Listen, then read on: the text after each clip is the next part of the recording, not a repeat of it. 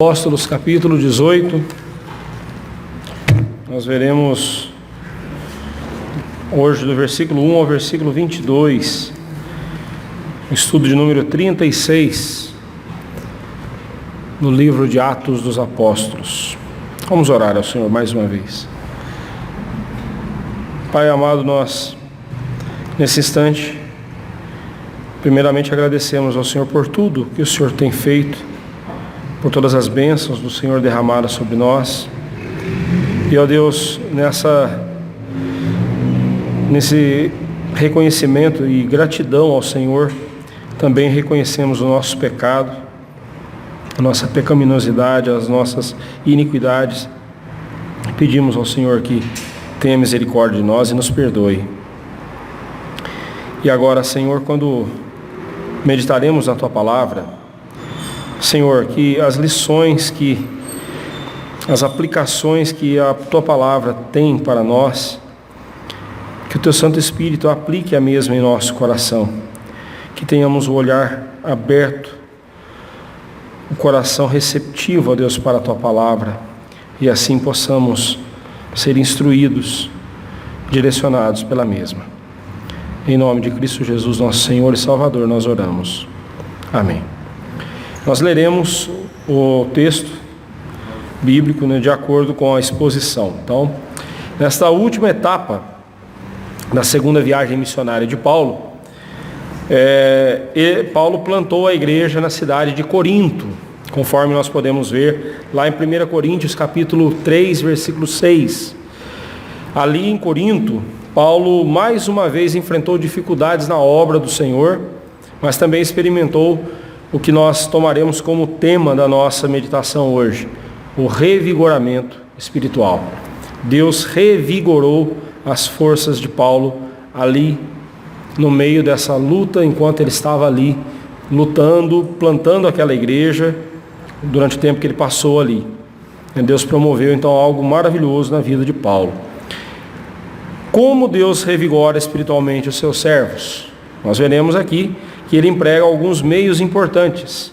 E aqui neste texto nós vemos pelo menos 4 meios pelos quais Deus revigora o nosso coração. O primeiro deles é pela presença de outros servos dele em nossa vida. Versículo 1 ao versículo 4 diz assim: Depois disto, deixando Paulo Atenas, partiu para Corinto. Lá encontrou certo judeu chamado Áquila, natural do Ponto, recentemente chegado da Itália, com Priscila, sua mulher, em vista de ter Cláudio decretado que todos os judeus se retirassem de Roma. Paulo aproximou-se deles, e posto que eram do mesmo ofício, passou a morar com eles, e ali trabalhava, pois a profissão deles era fazer tendas. E todos os sábados discorria na sinagoga, persuadindo tanto judeus como gregos. Então nós vemos que a cidade de Corinto, vamos falar um pouco sobre ela aqui. A cidade de Corinto era uma cidade muito importante naqueles tempos. Ela tinha uma população de mais ou menos 200 mil habitantes, um pouco menos, que Jacareí. Jacareí tem uns 300 mil, não é isso? Por aí, né? Então, um pouco menos que Jacareí, mas é uma cidade quase do porte de Jacareí na população. Era uma cidade portuária também, e aí por isso mesmo ela era a capital comercial da Grécia, enquanto Atenas era a capital cultural da Grécia, a Corinto era a capital comercial, Localizada na península do Peloponeso, era uma cidade portuária com 2 portos muito importantes, o porto de Cencreia e o porto de Lecaião. Justamente por ser uma cidade portuária, então ela abrigava todo tipo de gente, pessoas que vinham de todos os lados, pessoas com culturas diferentes, religiões diferentes, comportamentos diferentes. E um dos motivos pelos quais as pessoas vinham para Corinto era para adorarem a deusa pagã Afrodite, a deusa do amor, para a qual foi erigido ali um templo, que que abrigava um número considerável de prostitutas cultuais, né, que eram sacerdotisas que ficavam ali oferecendo serviços promíscuos, né, prostituição, tidos como um ato de culto aos seus deuses, né? Agora vamos ver o que diz 1 Coríntios 2, 1 a 5, dentro desse contexto que eu acabei de mostrar para você do que era a cidade de Corinto. Vamos lá para 1 Coríntios capítulo 2, versículo 1 ao versículo 5. E a palavra de Deus diz, né, Paulo, ele diz assim: eu, irmãos, quando fui ter convosco, anunciando-vos o testemunho de Deus, não fiz por ostentação de linguagem ou de sabedoria, porque decidi nada saber entre vós, senão a Cristo e este crucificado. Agora preste atenção. E foi em fraqueza, temor e grande temor que estive entre vós. A minha palavra e a minha pregação não consistiram em linguagem persuasiva de sabedoria, mas em demonstração do Espírito e de poder, para que a vossa fé não se apoiasse em sabedoria humana, e sim no poder de Deus. Então esse é o contexto em que Paulo se encontrava ali em Corinto, quando ele foi plantar aquela igreja, a igreja cristã ali em Corinto. Se em Atenas o seu espírito se rebelou contra a idolatria dominante, lembra, semana passada nós vimos que em Atenas, Paulo, ele vendo a idolatria ali do povo, ele se revoltou no seu espírito com aquilo. Aqui em Corinto, ele sentiu-se por demais fraco e tremendo de medo. Isso ainda fica mais claro quando olhamos para os versículos 9 e 10 aqui de Atos 18, daqui a pouco a gente vai vê-los, onde o Senhor Jesus lhe disse para não temer, mas continuar pregando e confiando no seu cuidado. Em Corinto, Paulo sentiu medo. Em Corinto, Paulo, diante daquela situação toda, ele estremeceu diante da situação. E o Senhor Jesus cuidou do seu servo. Ali em Corinto ele estava sozinho, mas o Senhor Jesus preparou 2 irmãos para estarem com ele, o casal Áquila e Priscila. Eles eram judeus que haviam sido expulsos de Roma por causa de um decreto de Cláudio, do governador Cláudio, do procônsul, né? O Cláudio, que ele era procônsul de Roma. E ele então havia decretado que todos os judeus saíssem de Roma. A julgar por outras referências bíblicas que falam sobre este casal, né, Áquila e Priscila, eles já eram cristãos nessa época. E por isso mesmo, Paulo aproximou-se deles, como diz aí o versículo 2. Paulo aproximou-se deles. O que indica muito mais uma questão de relacionamento do que de proximidade física, né? Ele se aproximou dos dois porque os dois, além de cristãos, também eles eram fazedores de tendas. Eles tinham a mesma profissão que Paulo também tinha, né? Com a qual, de vez em quando, Paulo levantava o seu próprio sustento, como aconteceu aqui em Corinto. Paulo não estava sozinho. Este casal foi um instrumento de Deus em sua vida para ajudá-lo a levantar sustento fazendo tendas, a fim de poder pregar o Evangelho ali. A missão de Paulo era pregar o Evangelho, o objetivo dele era pregar o Evangelho, mas ele precisava de recursos. Então foi onde ele levantou recursos através de fazer tendas, né, da sua profissão, juntamente com Priscila e Áquila. É muito comum, irmãos, aqueles que se sentem solitários se isolarem ainda mais dos outros. Paulo estava sozinho a princípio, mas assim que conheceu Áquila e Priscila, ele tratou de se aproximar deles. A iniciativa partiu de Paulo. É lamentável vermos muitas vezes crentes na nossa igreja, pessoas que querem ser bajuladas, né? Que entram, não conversam com ninguém, não se relacionam com ninguém, mas querem ser bajuladas, querem ser acolhidas, bem tratadas, e quando eles deveriam estar fazendo isso, né? E ainda sai falando, a igreja é fria, a igreja é estranha, a igreja, as pessoas não dão atenção para mim, não deram atenção para mim, né? É muito comum a gente ouvir isso. Paulo estava sozinho, mas assim que ele viu esses dois irmãos, ele se aproximou deles. Relacionamentos são construídos assim.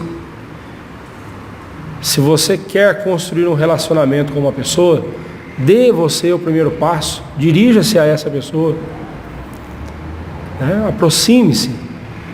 Se você se sente sozinho,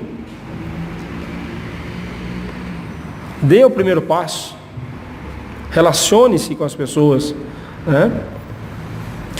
Se você estiver se sentindo sozinho, você deve buscar a presença e a comunhão dos irmãos. Não fique esperando alguém vir até você, mas vá você em busca de comunhão. Deus nos prepara revigoramento espiritual na comunhão com os irmãos. O servo de Deus, ele busca a sua força em Deus e na companhia dos irmãos. Nós não fomos feitos para andar sozinhos, para lutar sozinhos. Paulo tinha essa dificuldade diante de si, mas ele buscou a companhia de outros irmãos. Outra forma de Deus nos revigorar quando nós estamos abatidos ou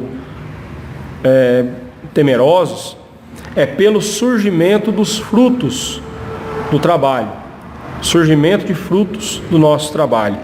Versos 5 a 8 diz assim: quando Silas e Timóteo desceram da Macedônia, Paulo se entregou totalmente à palavra, testemunhando aos judeus que o Cristo é Jesus. Opondo-se a eles e blasfemando, sacudiu Paulo as vestes e disse-lhes: sobre a vossa cabeça o vosso sangue, eu dele estou limpo, e desde agora vou para os gentios. Saindo dali, entrou na casa de um homem chamado Tício Justo, que era temente a Deus. A casa era contígua à sinagoga, mas Crispo, o principal da sinagoga, creu no Senhor com toda a sua casa. Também muitos dos coríntios, ouvindo, criam e eram batizados. Nós vimos semana passada que Paulo, ao ser encaminhado para Corinto, ele deixou para trás Silas e Timóteo. E ele havia dado a recomendação de que os dois viessem ter com ele o mais rápido possível. E agora então nós vemos Silas e Timóteo se encontrando, desceram a Macedônia onde Paulo estava, e no exato momento, quando eles chegaram, Paulo se entrega ao ministério da pregação da palavra. Silas e Timóteo vieram ao encontro de Paulo.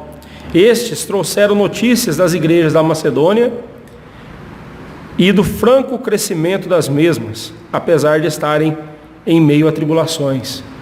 Você pode ver isso lá em 1 Tessalonicenses, capítulo 3, de 1 a 10. A primeira carta, possivelmente a primeira carta que Paulo escreveu, foi a primeira carta aos Tessalonicenses. E logo em seguida ele escreve 2 Tessalonicenses. Se 1 Tessalonicenses não foi a primeira carta do Novo Testamento, ela pelo menos foi uma das primeiras. E isso é fato. É uma das mais antigas, é a primeira carta aos Tessalonicenses, seguida, obviamente, pela segunda carta. Então, em casa, leia 1 Tessalonicenses, logo após ter lido aqui, versículos 5 a 8, chegue em casa e leia toda a carta de 1 Tessalonicenses. Você vai ver como que o contexto histórico, como que ele se encaixa perfeitamente. Essas notícias revigoraram ainda mais Paulo.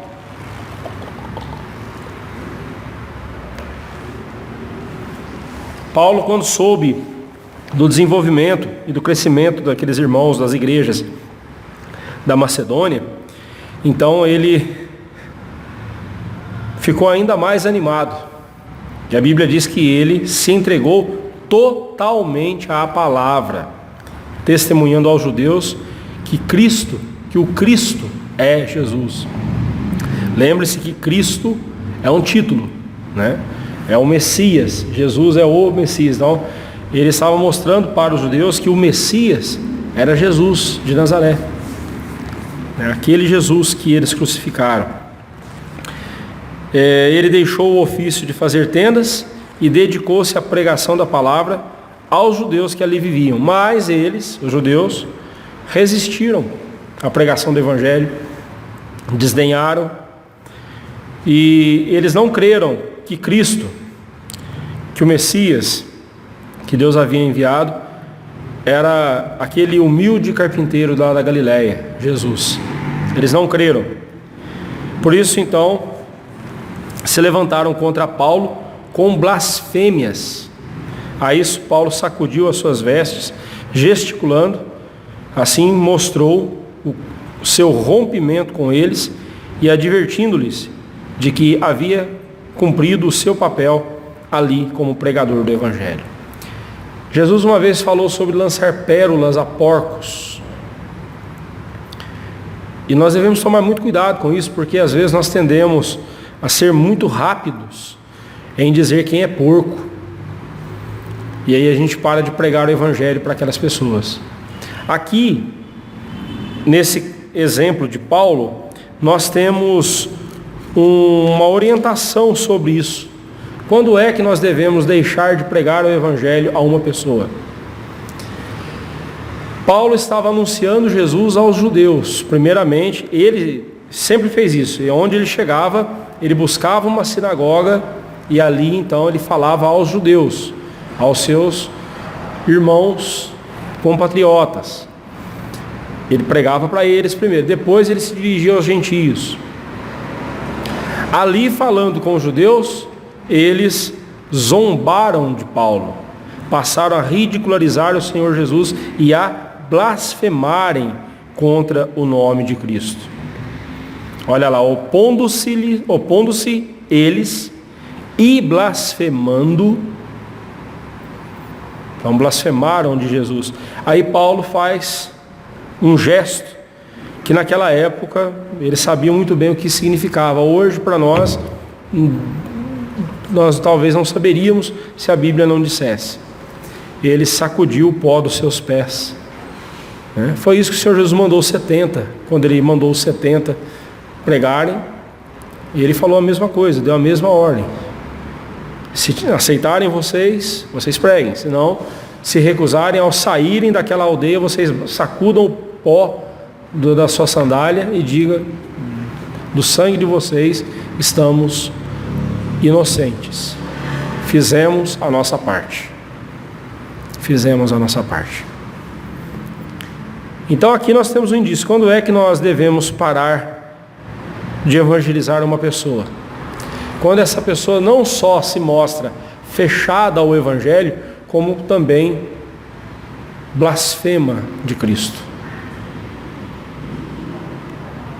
Irmãos, nós deveríamos ser mais zelosos com o nome de Deus, com o nome do Senhor Jesus.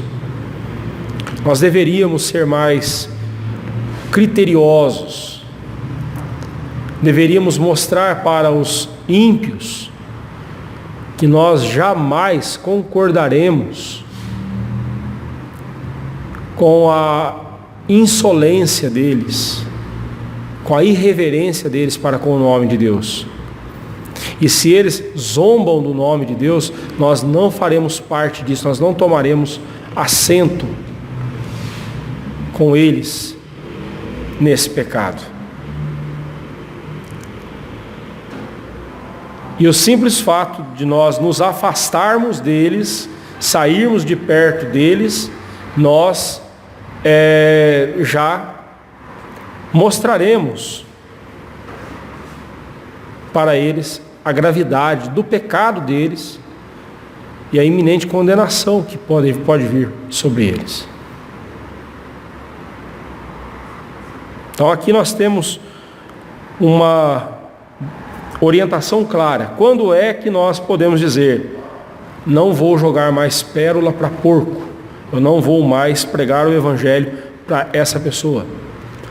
Quando essa pessoa se opor ao Evangelho e zombar de Cristo, e estiver blasfemando do nome de Deus. Quando alguém blasfemar o nome de Deus, e hoje em dia, meus irmãos, é lamentável a gente ver que o nome de Deus está em piadas, o nome de Deus está em tudo quanto é lugar, de forma zombeteira. As pessoas não têm reverência alguma pelo nome de Deus. E muitos crentes, às vezes, acabam entrando na onda dos ímpios, se tornando tão culpados quanto os ímpios de zombarem do nome de Deus. Hoje, a gente recebe o tempo todo, no WhatsApp, a gente recebe piadas. Ontem mesmo me mandaram uma, e o título era assim: essa é a melhor piada que eu ouvi, que eu ouvi este ano. Aí eu comecei 2, 3 palavras, na quarta palavra estava o nome de Deus. Eu já nem li. Deletei, deixei de lado. Foi um primo que havia me mandado, e eu pedi para ele assim: por favor, não me mande piadas que tenham o nome de Deus no meio. Você pode mandar mensagens que tenham o nome de Deus no meio, mas mensagens sérias, mensagens que glorificam a Deus. Mas piadas, não. Ou mensagens fúteis, inúteis, que tenham o nome de Deus, por favor, não me mande.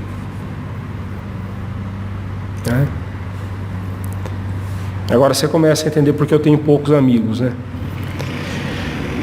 Vamos lá, vamos prosseguindo aqui. Eles não creram em Jesus Cristo, e por isso mesmo, então, Paulo encerrou ali as suas atividades. Mas a pregação não ficou sem frutos. A Bíblia diz que um homem chamado Tício Justo, aí você tem uma notinha de rodapé aí, possivelmente um homem, o nome dele é Gaio, a quem Paulo se refere lá em Romanos 16, 23. Alguns comentaristas afirmam que o nome completo dele era Gaio Tício Justo. Quem diz isso é Francis Bruce, F.F. Bruce, um comentarista bíblico. Ele faz essa afirmação, que o nome dele era Gaio Tício Justo. Bem, o que importa é que a casa dele ficava ao lado da sinagoga, contígua, colada à sinagoga, germinada à sinagoga. E Crispo, o principal da sinagoga, e todos os de sua casa creram e foram batizados. É sempre importante ver essa ênfase que o livro de Atos dá. Toda vez que alguém recebia Cristo pela fé, também recebia o batismo. O batismo simbolizando, então, a união da pessoa com Cristo. Além deles também, muitos coríntios haviam ouvindo, criam e eram também batizados. Há ainda a possibilidade de Sóstenes, que ficou no lugar de Crispo como líder na sinagoga, ter se convertido ao Senhor Jesus Cristo posteriormente, se tratar da mesma pessoa descrita lá em 1 Coríntios 1, versículo 1. Lá em 1 Coríntios 1, versículo 1, Paulo saúda a Sóstenes.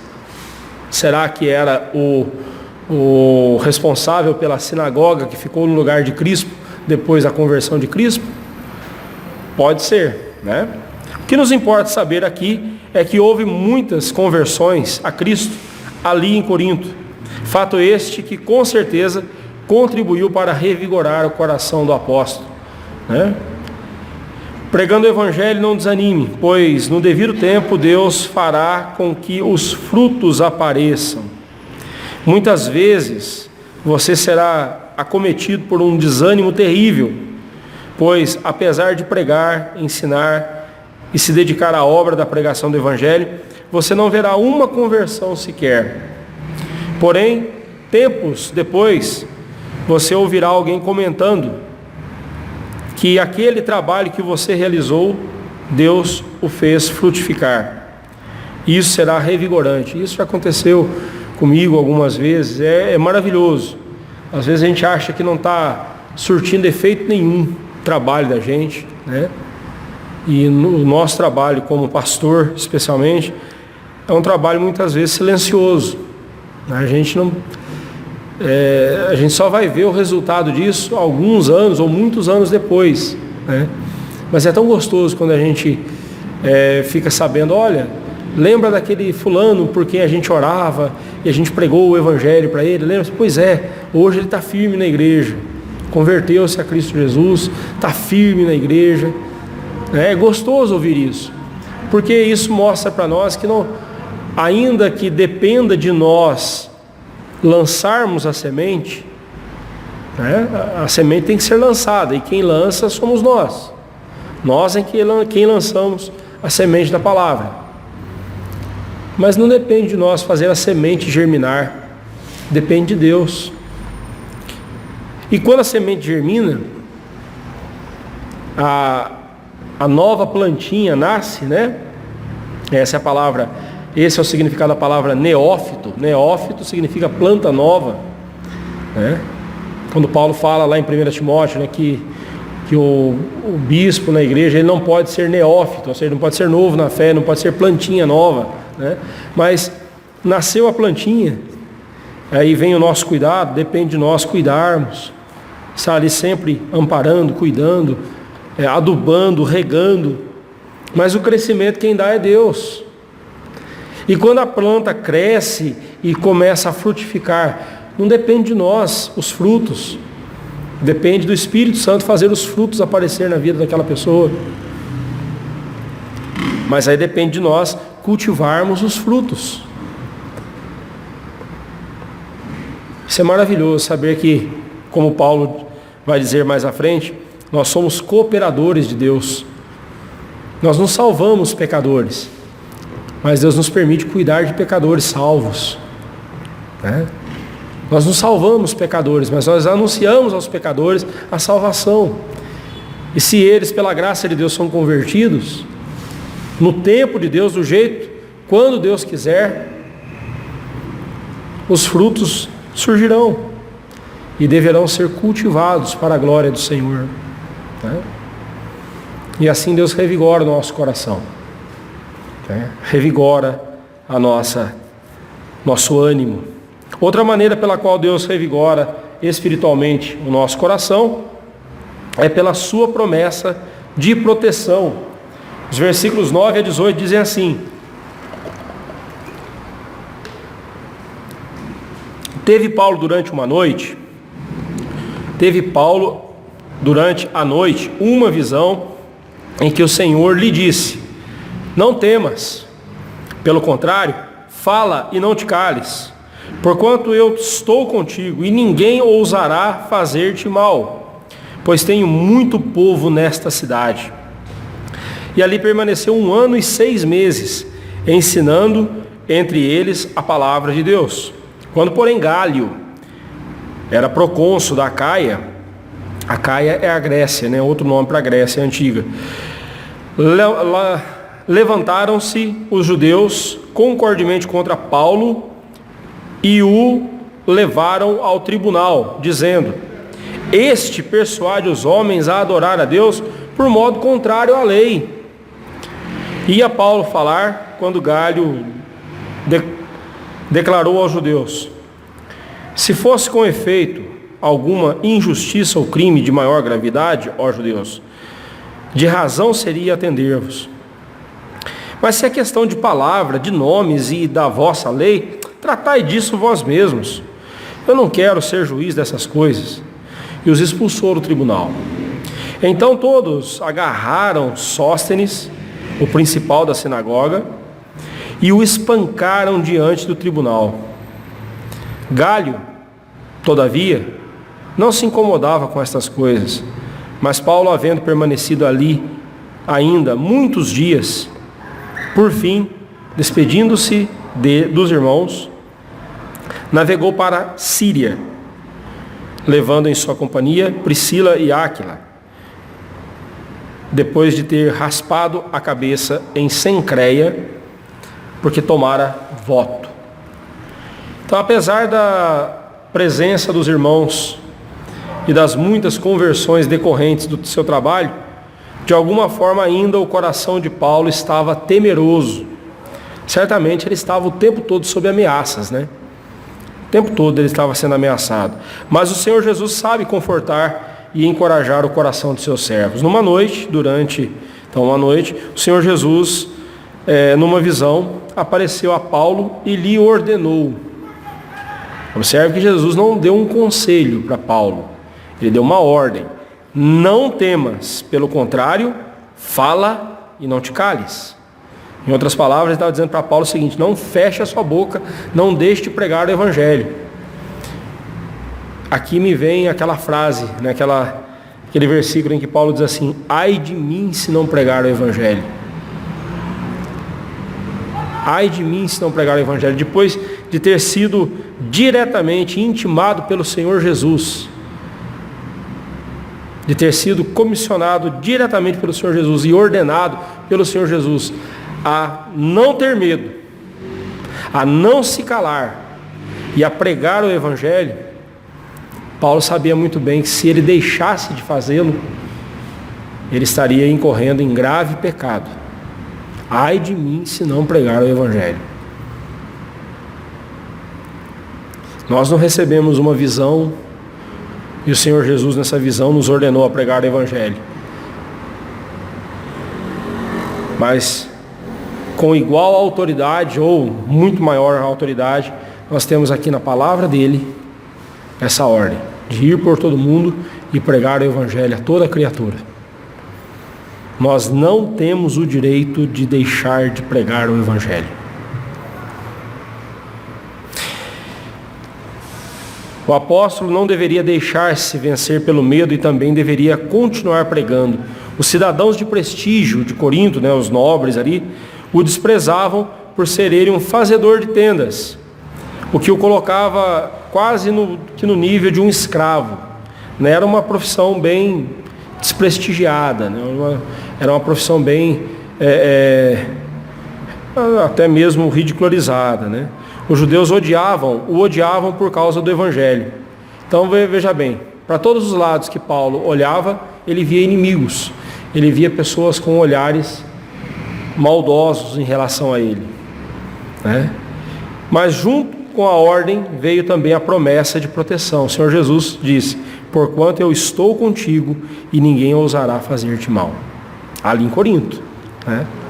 Ali em Corinto. O Senhor Jesus prometeu que ele não seria vituperado ali em Corinto. O Senhor Jesus não iria permitir que o seu servo viesse a sofrer algum dano, pois havia um motivo para isso. Como disse o próprio Senhor Jesus: pois tenho muito povo nesta cidade, tenho muitos a serem convertidos, tenho muitos escolhidos nessa cidade. E justamente por isso Paulo ainda permaneceu 1 ano e 6 meses ensinando entre eles a palavra de Deus. Alguns meses depois, ainda dentro desse período de 1 ano e meio, nos dias em que Gálio era o procônsul de Roma ali na Acaia, na Grécia, a antiga Grécia, né? Acaia era o nome antigo de Grécia. Novamente os judeus tentaram atrapalhar Paulo. Gálio era irmão de Sêneca, um filósofo estoico que era tutor do imperador Nero. Então, obviamente ele usou ali da sua influência e colocou o Gálio como procônsul de Roma ali na Acaia. Os judeus, em acordo, trouxeram Paulo diante de Gálio e o acusaram dizendo: este persuade os homens a adorar a Deus por modo contrário à lei. Eles até admitiram que Paulo falava do mesmo Deus que eles criam, mas ensinava outra forma de adorá-lo. Então é interessante, né, que eles admitem que Paulo estava ensinando sobre o mesmo Deus que eles criam, mas agora com outra forma de adorá-lo. Bem, o Senhor Jesus falou isso mesmo, né, para a mulher samaritana, né? E virá a hora, e já chegou, quando os verdadeiros adoradores adorarão o Pai em espírito e em verdade. Não mais dependerão de rituais, daqueles rituais do Antigo Testamento. Em espírito e em verdade, ou seja, adorarão ao Pai através da minha pessoa.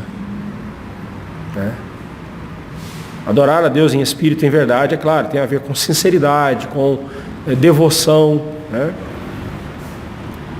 com base nas Escrituras, mas adorar a Deus em espírito e em verdade tem muito mais a ver com a pessoa de Jesus ali. Adorar a Deus por meio de Jesus.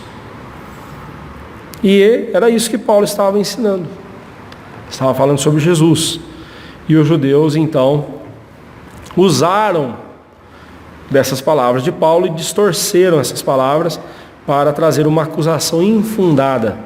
A gente acha que é só nos nossos dias que isso existe, né? Naquele tempo já existia e muito. Quando Paulo ia respondendo à acusação, Galho o interrompeu, tratando com desdém a questão dos judeus, considerando-a algo sem valor e importância, por se tratar de uma questão de palavra, de nomes e da lei dos judeus. Só olha, eu não quero me meter com isso, é problema seu. Esse negócio aí para mim não tem importância alguma.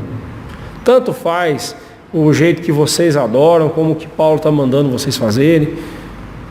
Pouco me importa, isso aí é coisa de vocês. É assunto que eu não vou me meter. Assim ele deixou a questão com os próprios judeus. Mas, porque Sóstenes, o principal da sinagoga, que substituiu Crispo, porque ele fora espancado.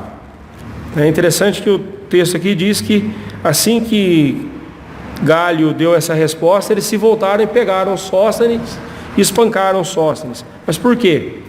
Há duas possibilidades aqui. A primeira possibilidade, os coríntios aproveitaram da situação e deram vazão aos seus sentimentos antissemitas, anti-judeus, eles não gostavam dos judeus. Se entendermos que todos, aí no versículo, aqui no versículo 17, se refere aos coríntios, que assistiam a tudo ali e que de alguma forma estavam aborrecidos e cansados com os judeus, e por isso aproveitaram a situação e espancaram o seu líder. Então, faz algum sentido. Outra possibilidade é que Sóstenes já se simpatizava com o Evangelho e foi castigado pelos judeus. Se levarmos em consideração 1 Coríntios 1, versículo 1, onde aparece um tal Sóstenes como companheiro de Paulo, e que este seja o mesmo aqui de Atos, então podemos entender que todos que levantaram e espancaram a Sóstenes eram judeus que não o viram tão influente como se esperava que ele fosse na situação. Você é o líder da sinagoga e ao invés de ir contra tudo isso e ficar do nosso lado, você ficou do lado de Paulo, Então parece que essa segunda opção é a mais plausível, Em tudo isso nós vemos que Paulo foi poupado de qualquer sofrimentos físicos, como o Senhor Jesus lhe prometera. Ali em Corinto, não puseram as mãos em Paulo.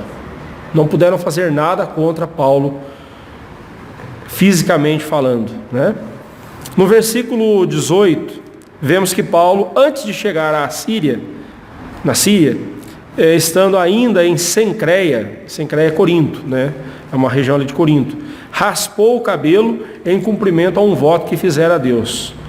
Simon Kistemaker afirma que este voto foi em gratidão pela proteção que Deus lhe dispensara em Corinto, Pode ser.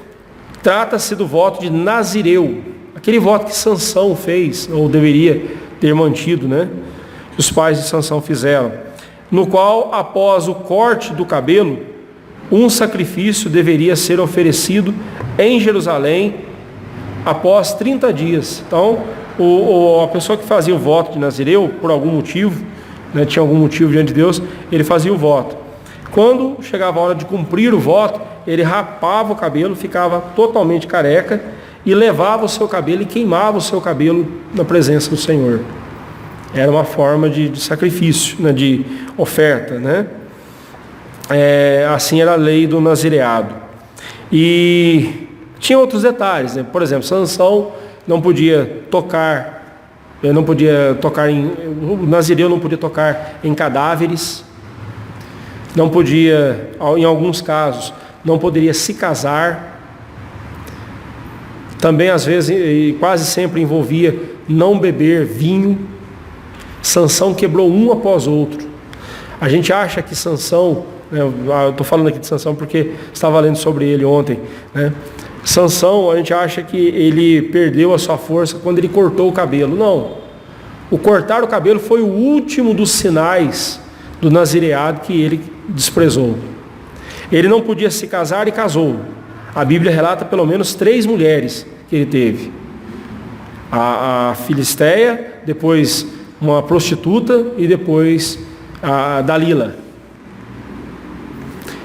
A Bíblia fala que o nazireu não podia pegar num cadáver. E ele uma vez usou uma queixada de um jumento, né, a mandíbula de um jumento, a queixada de um jumento para matar seus inimigos. Usou como arma. Outra vez, um leão que ele havia matado, quando ele passou ali, algum tempo depois, na ossada do leão, um enxame de abelha havia feito uma colmeia. E ele tirou o mel ali do leão, da ossada, e comeu. Ele não só não podia tocar num cadáver, como ainda ele tirou comida dali, né? Sansão não podia beber vinho. No entanto, não saía de banquetes. E muitas vezes saía trocando as pernas. Ele quebrou um após outro. O último dos sinais do seu nazireado que ele perdeu foi o seu cabelo comprido. Então, quando Dalila consegue cortar os cabelos de Sansão, não é que a força de Sansão foi embora porque a força estivesse no cabelo. Não. Tanto é que toda vez que Sansão fez um grande feito, né, alguma coisa portentosa, você sempre vai ver antes dizendo assim: o Espírito de Deus o tomou e ele então foi e fez tal coisa. A força de Sansão era o Espírito Santo de Deus na vida dele. E ele tinha que mostrar para as pessoas que ele era uma pessoa especial, porque ele tinha o Espírito Santo de Deus na sua vida. E esses sinais do nazireado dava a ele essa evidência. E ele desprezou um após outro. Voltando aqui para Paulo, ele fez esse voto e cumpriu o seu voto, né? Para os judeus, Paulo permaneceu um judeu, mesmo em cumprir seus votos e trazer ofertas ao templo, conforme nós vemos em Atos 21, versículos 23 a 26, Paulo traz ali uma oferta ao Senhor.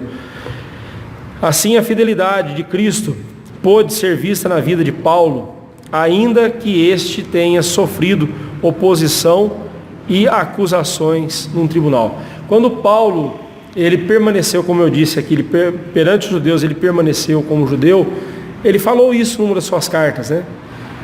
Fiz-me de tudo para com todos, a fim de ganhar alguns para Cristo.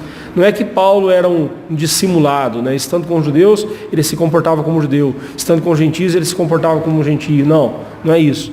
Ele não era dissimulado. Quando ele disse isso, ele quis dizer o seguinte: eu me aproximei de todos eles. E a todos quantos eu tive a oportunidade de pregar o Evangelho, eu preguei o Evangelho. Ele não se tornou um deles no sentido de se comportar como eles. Mas ele já era judeu. Então, ao cumprir votos, ao oferecer sacrifício ali, ele não estava desprezando Jesus Cristo, o sacrifício de Jesus. Pelo contrário, ele estava mantendo esse elo com os judeus, porque o chamado dele foi para levar o Evangelho primeiramente para os judeus, depois para os gentios. Então Paulo não derrubou as pontes, ele não fechou as portas, né? É nesse sentido.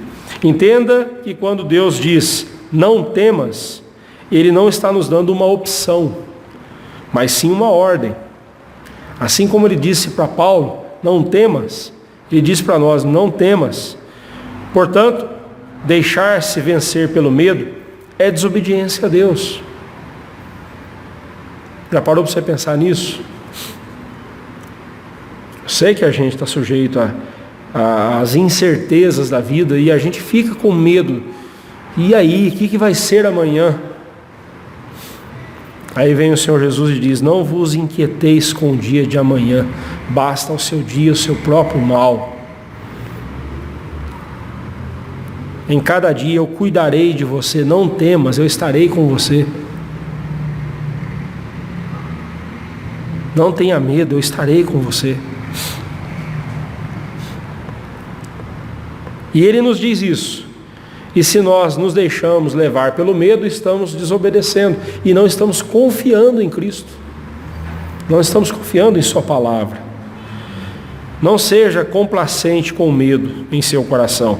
Ele é um pecado que, se você permitir, dominará o seu coração. O menor sinal do medo no seu coração, corra para o amor de Cristo. Corra para o amor de Cristo. Veja o quanto Cristo te ama e Ele não vai desamparar você. Se Deus não poupou o seu próprio Filho, antes por nós o entregou, Ele não vai nos dar graciosamente tudo mais que precisamos? Se o mais importante Ele já nos deu, confiemos no Senhor. Para que isso não aconteça, obedeça a Deus em demonstrar sua confiança no seu infinito poder. Confiar em Deus é questão de obediência, irmãos. Não é só uma questão de benefício para nós, muito mais que isso. É uma questão de honrar a Deus, é uma questão de confiar em Deus, de honrar a palavra de Deus. Se Ele manda a gente confiar nele, nós podemos confiar. Por fim, o quarto meio que Deus usa para nos revigorar espiritualmente é pelo compromisso com os irmãos. Verso 19 a 22. Chegados a Éfeso, deixou-os ali, Áquila e Priscila. Ele, porém, entrando na sinagoga, pregava aos judeus, rogando-lhe eles que permanecesse ali mais algum tempo. Não acedeu, mas, despedindo-se, disse: se Deus quiser, voltarei para vós outros. E embarcando para Éfeso, partiu para Éfeso. Chegando a Cesareia, desembarcou, subindo a Jerusalém, e tendo saudado a igreja, desceu para Antioquia novamente. Paulo deixou Áquila e Priscila na cidade de Éfeso, para que ali fosse implantada a igreja de Éfeso, como de fato aconteceu. Os irmãos efésios rogaram a Paulo que permanecesse ali com eles, mas devido ao voto que fizera, lá de raspar o cabelo e tudo mais, ele tinha urgência em se apresentar em Jerusalém, para oferecer ali a sua oferta, entregar a Deus a sua oferta. Ele não podia, ele tinha prazo a cumprir, Não pôde ficar então ali mais tempo. Porém, prometeu-lhes: se Deus quiser, voltarei para vós outros.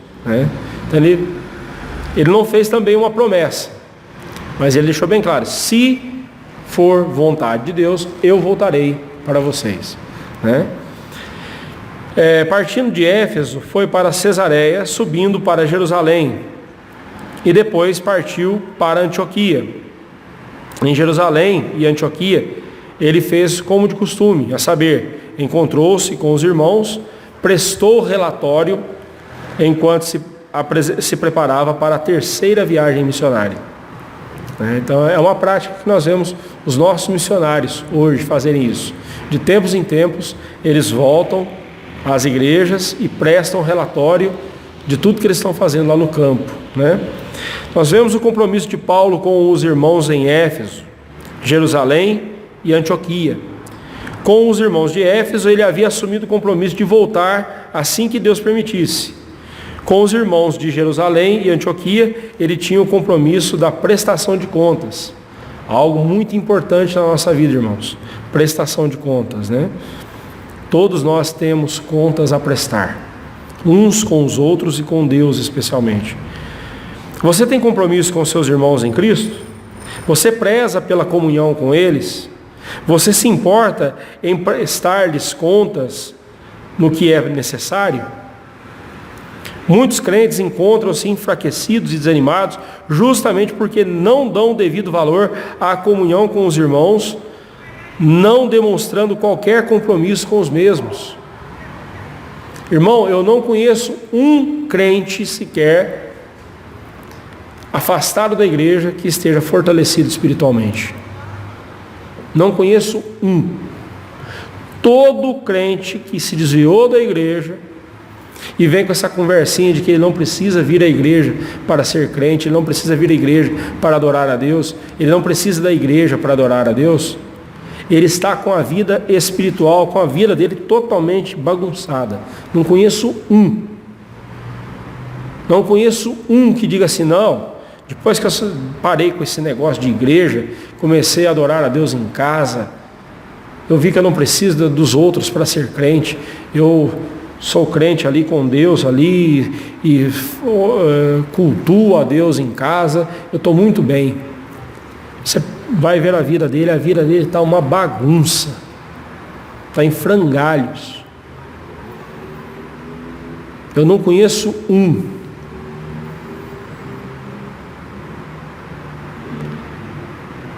Quando começou essa pandemia e o distanciamento social, teve muita gente postando na internet assim, agora os desigrejados, esse pessoal que levanta a bandeira de que a gente não precisa da igreja para ser crente, se agora os desigrejados estão por cima da carne seca, porque está todo mundo em casa, tendo que cultuar a Deus em casa, e não pode estar com os outros irmãos, né? Eu falei assim, não, vocês estão totalmente enganados. Nós veremos, infelizmente, se essa pandemia demorar muito, nós vamos ver, infelizmente, o contrário acontecer. As pessoas perdendo o interesse pela igreja.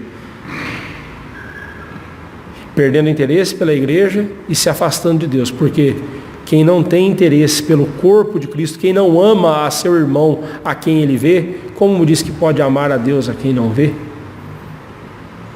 E é o que a gente tem visto, irmãos. Quantas pessoas estão fracas espiritualmente? Você conversa com elas, elas estão animadas, alegres, né, cheias de esperança, mas você vai ver a esperança delas, esperança em quê? Não em Cristo. Estão até animadas, empolgadas, mas totalmente sem rumo.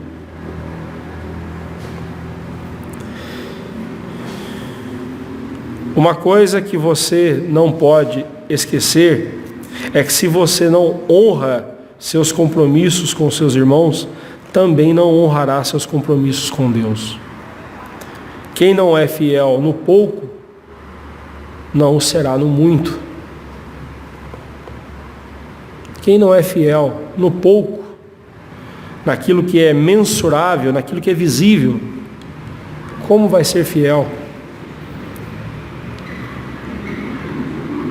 no que é muito, no que é invisível? Se eu não sou fiel na comunhão com os irmãos, que é visível, como que eu digo, como que eu serei fiel à minha comunhão com Deus, a quem eu não vejo?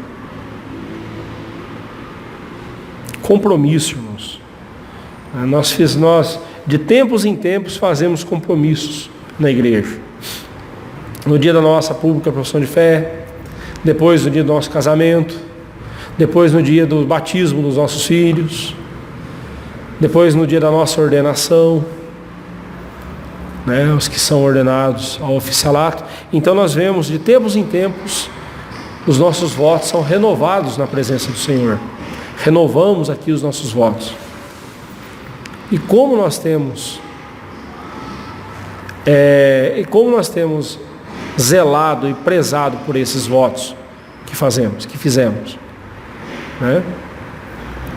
O que Deus quer que nós façamos? A presença real de Cristo com seus servos é a garantia de que, mesmo passando por momentos difíceis, sempre estarão amparados e protegidos. Só isso aqui já é o suficiente para revigorar o nosso coração. Por isso, Por isso mesmo, creia na promessa de Deus em estar com você, protegê-lo e conduzi-lo vitoriosamente dentro dos propósitos dele. Concluindo, irmãos, não nos faltam recursos da parte de Deus para revigorarmos nosso coração cansado, amedrontado e triste. O que nos falta é o desejo de obedecer a Deus. Porém, um coração obediente desfrutará do constante cuidado de Deus e viverá na certeza de estar cumprindo os seus propósitos. Pense nisso. Pense nisso. Não nos faltam recursos da parte de Deus para revigorar o nosso coração. O que tem faltado para nós é obediência, o desejo de obedecer e de engrandecer o nome de Deus. Que Deus assim nos livre, que Deus assim nos preserve, que Deus assim nos fortaleça com a sua graça e que jamais deixemos a comunhão com os irmãos e muito menos a nossa comunhão com Deus, e que experimentemos dia após dia o cuidado de Cristo para conosco e sejamos assim revigorados para a honra, para a glória do Senhor. Amém.